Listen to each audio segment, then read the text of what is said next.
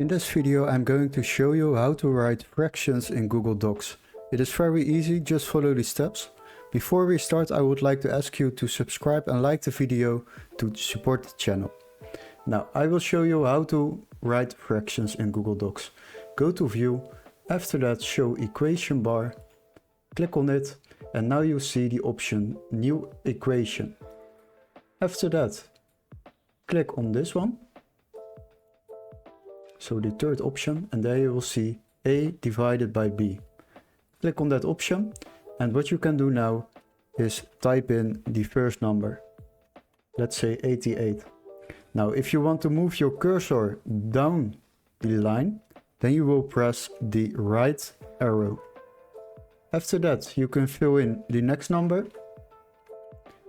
and just click on the page, and now you have successfully added a fraction in Google Docs.